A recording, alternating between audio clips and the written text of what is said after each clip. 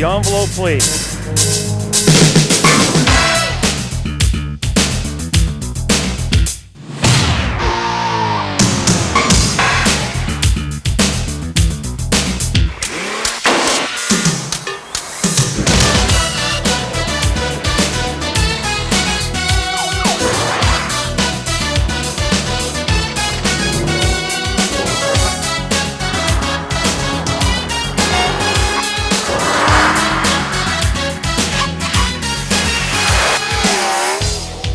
TSN's Motoring 96 is brought to you by Quaker State, the intelligent oil for longer engine life, and Midas, the way it should be.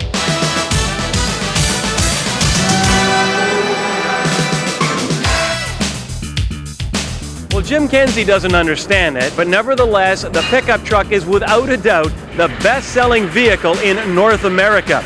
And General Motors is trying to stay ahead of the game by producing a three-door pickup here at their plant in Oshawa, Ontario. Hello everybody, and yes, it's the bow tie and that time of the year as we present our annual Car of the Year program. Bill Gardner and Jim Kenzie will be dropping by later on, but joining me right now and looking rather spiffy is our man behind the wheel each week on Test Drive, Graham Fletcher. And you know, Graham, I'm sure there are many times that Bill Gardner dreams about the good old days when cars were so much easier to work on and maintain. And I suppose the same could be said for trying to select a Car of the Year. Well, you've got that right. I mean, at one time the categories were very defined. You had small, medium, large, pickup truck and van, and that was it. Nowadays, the market is so diverse. You know, it runs from traditional cars all the way through to vehicles like the Suzuki X90. Not quite sure whether it's a sport utility or a sports car, but it's going to find fans and it's going to find its own place in the marketplace. Anyway, on with the show and to the categories. The categories this year are as follows. We've got the best new economy car, best new family car, best new luxury car, the sports utility of the year, best new van or wagon, best performance car, and last but by no means least, best new pickup. And from that group, we will select our overall Car of the Year. All right, let's get things started and check out our first two categories, Economy Car of the Year and Family Car. This is the second generation Saturn in the company's short 5-year history. This rendition is larger, offering more head and leg room for the occupants. A 1.9-litre engine, 5-speed manual transmission and dual airbags are all found on the list of standard equipment.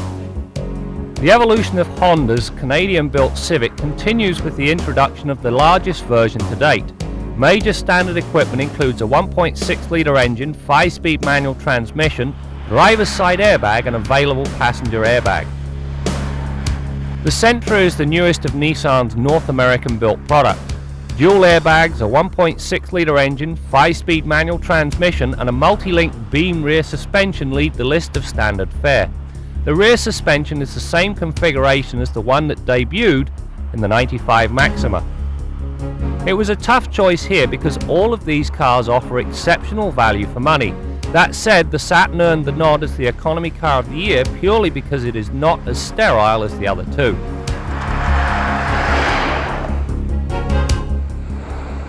The latest edition of the Taurus and Sable have been dramatically restyled. For the Taurus, the oval theme is evident from the Ford badge on the grille to the rear windscreen. Unlike Taurus, the only oval to be found in the Sable is in the integrated control panel. Power is supplied in both cases by either a revised version of Ford's Vulcan engine or the optional Duratec, which bumps the horsepower from 145 to 200 even. No prizes for picking the right one. The Breeze is the third of Chrysler's JA cars. It joins the Stratus and Cirrus in offering a wide range of standard equipment. Power is supplied by a 2-litre 4 matched with a 5-speed manual transmission. Dual airbags are standard, while a larger 2.4-litre engine, automatic transmission and anti-lock brakes are all available options. The Taurus and Sable are two of the most significant new cars for '96, and so they pick up the award for the best new family car. Now, you all know that I'm not a big fan of pickup trucks because, frankly, most of them aren't very practical.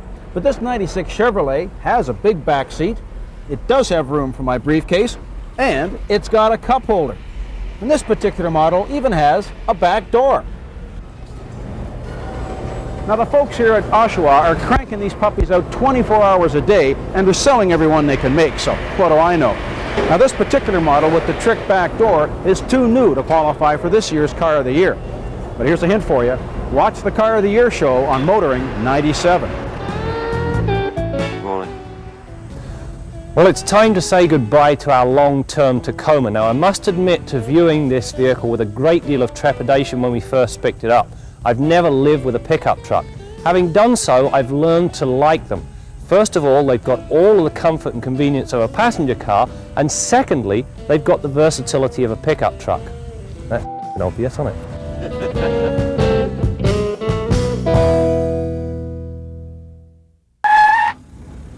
We're back in Oshawa, Ontario, home to General Motors, and we're in the truck assembly plant. And joining me right now is the man in charge, Mike Quinton, the plant manager. And Mike, when you first come in here, it's kind of overwhelming, but I know this plant is home to one of the newest members of the GM family. That's correct. Back in November, we started building the third door. It's referred to as the RSA, rear side access panel. But yes, we started building those in November. We're really excited about the product, a lot of involvement. Oshawa is the only plant building the third door for General Motors at this time. We have 4,000 people, and we build close to 1,200 units per day. We have the automated guided vehicles instead of the Henry Ford typical straight chain conveyor. So we have over 400 of the automated guided vehicles, and then close to 200 robots here in the plant. And then the other thing is the units are stocked. The EGVs do not move until the employee finishes their job cycle, and then they release the EGV. Right now, the truck piece of the market's over 40% of the share, so the market appears is going to continue to grow. Thanks, Mike. And now it's time for our next two categories, beginning with a luxury car, which are vehicles priced over $30,000 and up. And that'll be followed by the nominees for our pickup truck of the year. The new face of the E-Class symbolizes a new direction for Mercedes-Benz in the next millennium. The new model is longer, wider and taller than its predecessor, and yet weighs about the same. Initially there will be two 6-cylinder sedans offered, a V8 version and a wagon waiting the wings. The i30 joins the Infiniti lineup between the G20 and sports-oriented J30. There are two models available, the i30 and i30T. As with all the competitors in this segment, standard luxury and safety equipment abound. While many may suggest the i30 is nothing more than a rebadged Maxima, for me it goes much deeper. The Acura TL is offered in two guises, the 2.5 and the sportier 3.2. The latter, as well as improving the available power and performance, includes air conditioning, power everything and leather seating. On the safety front, anti-lock brakes, dual airbags and side impact beams are all standard fare. There is no question that the E-Class is the class act of this trio. The E320 is light years ahead of the car it replaces and is the hands-down winner as best new luxury car.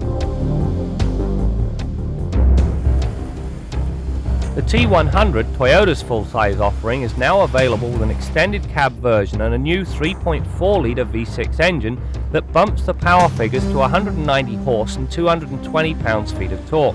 A driver's side airbag is standard, while four-wheel anti-lock brakes are optional. The Tacoma debuts sporting new sheet metal and a choice of 3 new engines. The model mix includes both 2- and 4-wheel drive with either regular or extended cab versions. All derivatives come with a driver's side airbag.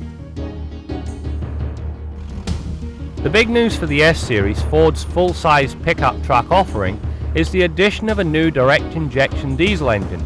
Direct injection has many advantages, not the least of which is the fact that unlike most diesels, this one starts at temperatures as low as minus 29 degrees Celsius.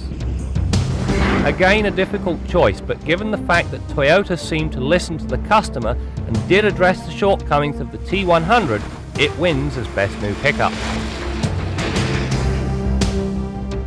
Well, you know, when you're standing in a General Motors plant that's assembling pickup trucks, you have to watch what you say. Nevertheless, GM and Ford are still the leading sellers as far as pickup trucks in North America go, but as we've seen, Toyota has really made some big leaps forward as far as their trucks go. Absolutely, I was very impressed with the T100 obviously, but the thing that I really did like was the fact that Toyota listened to their customers. There was a complaint, not enough power and not enough room inside. They've addressed both of those. The only thing left from my perspective at least, they need an 8-foot box. Now that could come as soon as 2 years down the road when they start building the T100 in North America. That will really put the cat amongst the pigeons. All right, Graham, well, still to come. We've got a performance car, sport utility, van wagon car of the year, you name it. And when we come back, Bill Gardner will be dropping by. So stay with us as Motoring 96 Car of the Year program continues. Anytime. Our Midas tip of the week concerns what to do when your alternator or charging system fails. What do you do?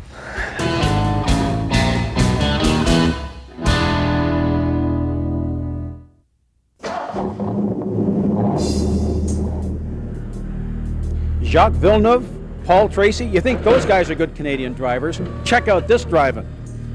You know, forklift truck driving is one thing that hasn't changed much in 30 years. As a matter of fact, Jerry tells me his forklift hasn't changed much in 30 years. But just about every other job in this factory is different. They don't just screw fenders onto trucks anymore. This is a high-tech operation. In fact, GM claims there's more applied technology in this factory than any other manufacturing facility in the world. They got robots doing the heavy, dirty, and dangerous work. They got automated guided vehicles. They got monorails. They got computers. You name it, it's in this factory. Now, the workers are not just bolt screwers anymore. These are highly qualified technicians. Are they working harder? You bet. But they're also working smarter. Are they working happier? Well, who wouldn't be happy with a high-paying job, guaranteed overtime, and not bad working conditions? Well, you get the occasional whiner for sure, but last year GM had 24,000 people lined up for jobs in this place. If you don't like it, there's no shortage of people ready to take your place. You know, for a guy like Bill Gardner, this place is a paradise with all these pickup trucks around here. Now, Bill has got lots of work back at the garage, so he couldn't come out here to the plant, but he's standing by right now. And Bill, you know, all those fancy cars and trucks in the showroom, one day they're going to end up in the service department. Any advice you could give to consumers before they purchase a vehicle as far as maintenance goes? Well, you know, you're right, Brad. I would love to be taking that tour of the Oshawa truck plant with you. And, you know, I'm surprised that you got Kenzie in and out of there alive with all the knocks he's put on trucks over the years. I'm surprised they didn't beat him to death on the assembly line.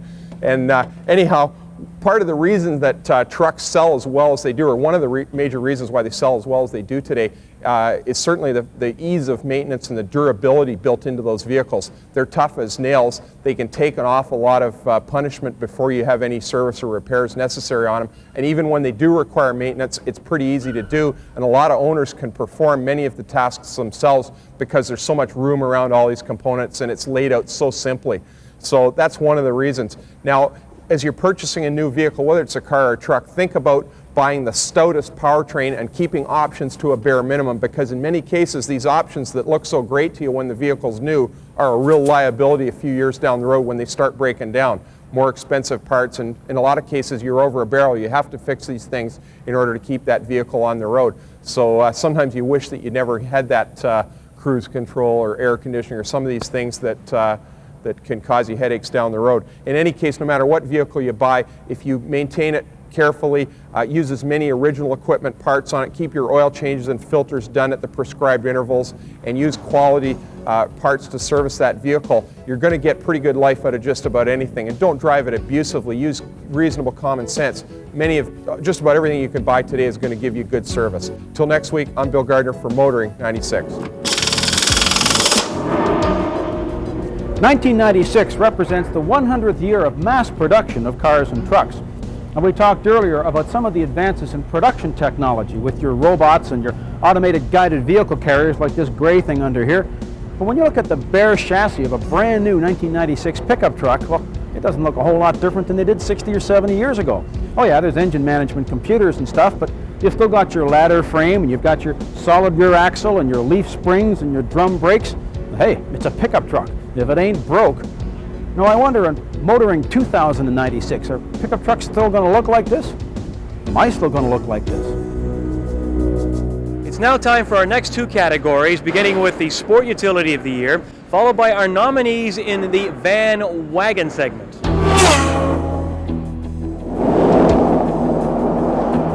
While the Tahoe and Yukon nameplate are familiar, the four-door versions are completely new.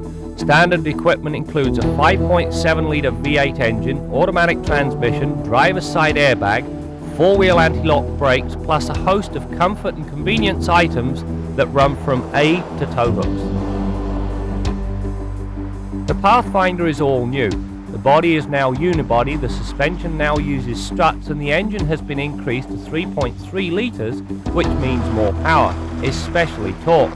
Over 90% of the 196 pounds-feet is available between 15 and 1800 RPM, just where you need it, especially when off-road. The remodeled flagship of the Range Rover lineup debuted in Canada at the beginning of this year. Since then it has enjoyed strong sales. Standard equipment includes a V8 engine, automatic transmission, all-wheel drive combined with traction control, and a lengthy list of luxury features.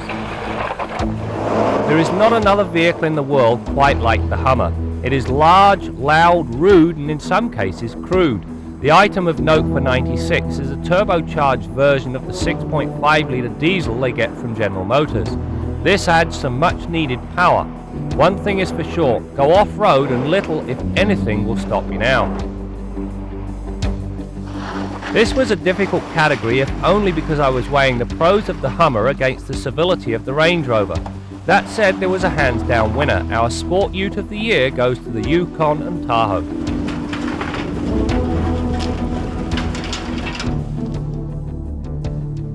The grand versions of Chrysler's minivans share all the newness of the regular length derivatives, plus an extra 221 litres of cargo capacity. Chrysler's patented easy-out roller rear seat mechanism eases the rigors of removal. Emptied of the seats, the Grand will accommodate a 4x8 sheet with the tailgate shut. The Odyssey adds a different dimension to Honda's product lineup. This minivan offers seating for 6 or 7 in theatre-like style. Both versions offer a driver's side back door. Unique to the Odyssey is the rear seat, which folds down into the floor, eliminating the need to lift it out. Beneath the new sheet metal, the Taurus and Sable wagons offer a choice of 2 engines. Both displace 3 litres, but that's where the similarity ends. The revised Vulcan engine produces 145 horsepower, while the Duratec motor ups the ante to 200 even. The Outback combines the attributes of a wagon with most of those of a sport utility vehicle, the latter being accomplished by raising the ground clearance and the roofline. The standard engine is a 2.2-litre boxer, while the optional engine is a 2.5-litre version.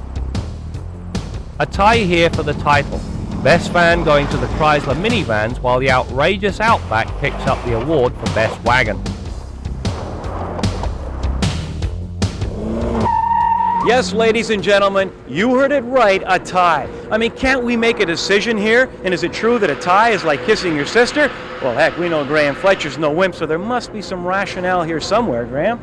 Well, absolutely. You can't compare a van to a wagon, at least not fairly. So what I did, split the category into 2.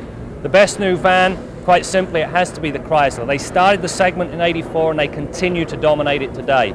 As for the best new wagon, there was one clear winner, the Outback. It combines the attributes of a sport utility with a passenger car, and it does so very well. All right, well, still to come, our Performance Car of the Year and our overall Best Car of 1995 as we continue with Motoring 96 Car of the Year special here from General Motors Truck Assembly Plant in Oshawa, Ontario. Stay with us. If we're paying $1.50 a liter for gas instead of 50 cents, pickup trucks would disappear overnight. Frankly, it can't happen soon enough for me. What'd you say about pickup trucks, bud? Oh, nothing, Bill. I'm Jim Kenzie. Oh, yeah. Was it that tough on him? Our Midas tip of the week concerns what to look for in the engine bay of a used car.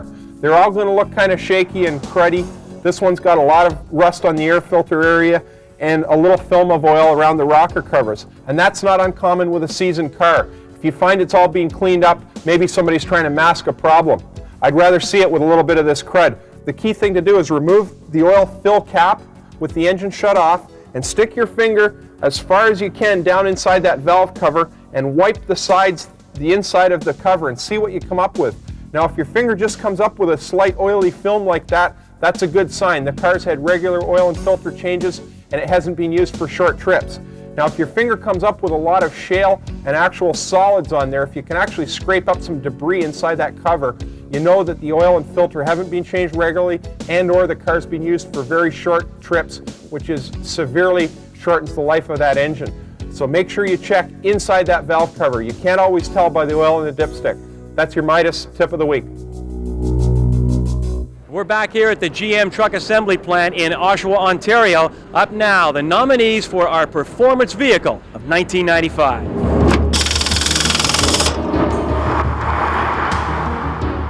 The S6 replaces the S4 in Audi's model mix. Power is supplied by a turbocharged 2.2-litre inline 5 that is rated at 227 horsepower and 258 pounds-feet of torque. The power is relayed to the road via a 5-speed manual gearbox and all-wheel drive. The C36 is a C280 that has been modified by AMG, the engine size being bumped from 2.8 litres to 3.6. This bolsters the numbers to 268 horsepower and 280 pounds-feet of torque. A 4-speed automatic with optional traction control gets the power to the driving wheels. The 540 is a quick car by any standards, even if hog-tied with the automatic transmission. However, drop in the 6-speed manual and look out world. While some cars may be marginally quicker, nothing rivals the comfort and quality combined in the 540, and so it gets the nod as the best new performance car of the year. Well, we've come to that point in the program we've all been waiting for as we announce our overall car of the year. Now, Jim Kenzie's around here somewhere, and you know Jim, he's not one to follow the crowd. So before we make our official announcement, here's Jim with his selection. Well, what are the criteria for a car of the year? Should it be safety, comfort, handling, quality, value, innovation? Or some people think a car of the year should simply be whatever car Canadians buy the most of. Well, by any standard, the car of the year for 1996 has to be the Chrysler minivan. Not even Brad and Graham could get that one wrong. Could they? Well, I'm not telling, except to say that normally we do pick our overall car of the year from our category winners. But this year we're doing things just a little differently. Here's Graham. Yeah, it was a little different this year because there were 3 domestic cars that leapt out at us and said, I'm the car of the year. The first was the Saturn SL1. It has done more for GM's image than just about any other vehicle in the past. The next, Ford Taurus. In '86, it reshaped the family car market, and the new edition has the potential to do the same all over again. However, we had to pick one vehicle, and that one vehicle was Chrysler's minivan. They started the segment in '84, they dominate it today, and the 4th door, well, it's worth its weight in gold.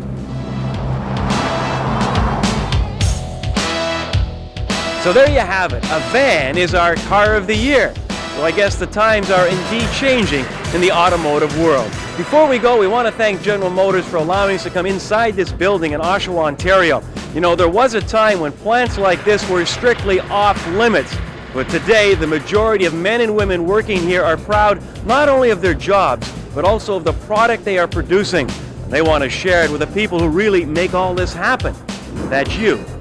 That's it for now. We'll see you next week as we continue to bring you more stories about cars and the people who drive them.